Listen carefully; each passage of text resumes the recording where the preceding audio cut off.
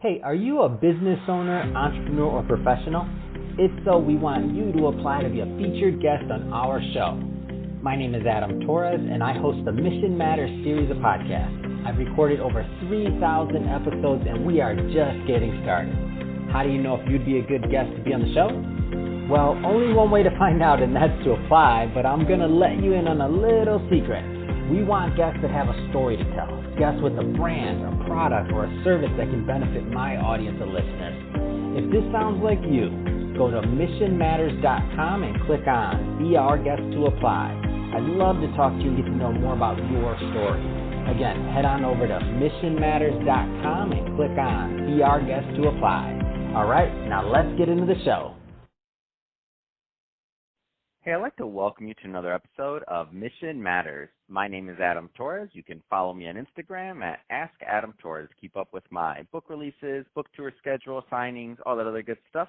And as always, if you'd like to apply to become a co-author of one of my upcoming books, just head on over to the website, missionmatters.com, and click on Become an Author to apply. All right, so today I have Sohail Basirat on the line, and he's President and CEO over at Rosewater Capital. Sohail, welcome to the show. Hi, Adam. Excited to be here. All right, Sohail. So I'm excited to get into today's topic. So, you're a 29-year-old small business advocate, motivator, and entrepreneur, and you got a lot of things going on. You're running multiple businesses. I can barely run one. I'm excited to get your take and learn more about your journey. But before we get into that, Sohail, so our mission here at Mission Matters is to amplify stories for entrepreneurs, executives, and experts. That's our mission. Sohail, what mission matters to you?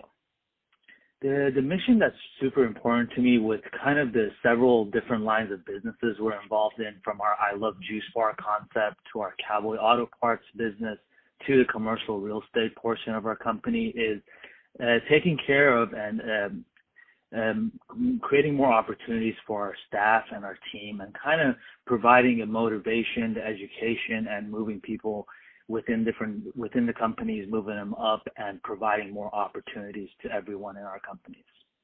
That's awesome. So now let's get into your background. So immigrant, moved here from Iran to Dallas when you were 8 years old. Tell us a little bit more about that entrepreneurial journey you've been on. Yeah, so moving here from Iran, we moved to Dallas, Texas with my parents, and when I moved here, I knew zero English, and just kind of being thrown into a new world and learning how to swim kind of as I went along. It was a big similarity to, I think, opening your own company or opening your first business. That's kind of the difficulties that I faced kind of moving in here, but also having that mental perseverance to kind of continue and not give up. Man, that's awesome. And so what kind of advice would you, there's a lot of people listening to this right now, first off. So some are earlier in their career, some are further along. There's a lot of different people. But what kind of advice would you give, those entrepreneurs out there that are listening as they're on their journey? Because like you said, you're thrown into it and you learned and you're thriving. And, there's other people out there that we're recording this in 2021. So, last year wasn't necessarily the best for some people. For some people, it was the best year of their life in terms of business, So what kind of advice would you give to entrepreneurs that are out there listening to this on their journey? I think the most important advice I was given to was kind of enjoying the journey as it comes. And I personally think it's not necessarily the destination or how much money you're making or kind of this certain monetary goal. It's all the fun is in the journey. So whether you're having a difficult day, customer issues, staff issues, or supplier issues, which we're facing a lot during this kind of post-COVID time, and just kind of tackling each issue as it comes, but enjoying kind of the processes you have in place and not necessarily looking for a final kind of end goal, but kind of enjoying the entire process is what I would suggest to kind of anyone starting out or even towards the middle or later part of their kind of entrepreneurial journey. Man, that's great. So let's get into your concepts. So which one do you want to start with? Maybe the I Love Juice Bar. Tell us a little bit more about the concept. Yeah, so the I Love Juice Bar concept we started a little over 4 years ago.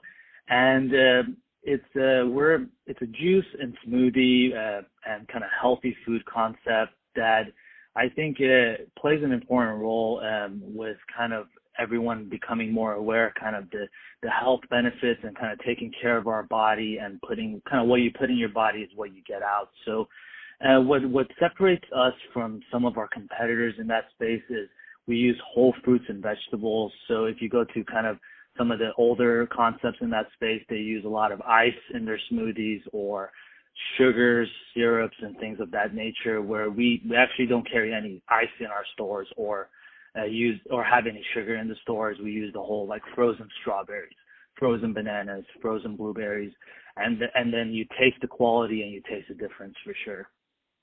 Man, that's awesome. And let's keep going down the line to some of the other businesses. So you're also auto parts, Rosewater Capital. Tell us more of this portfolio as it grows, because like I said, when we were warming up in the pre-call, I'm like, man, how do you do it? Oh yeah, for sure. It's fun and it's challenging.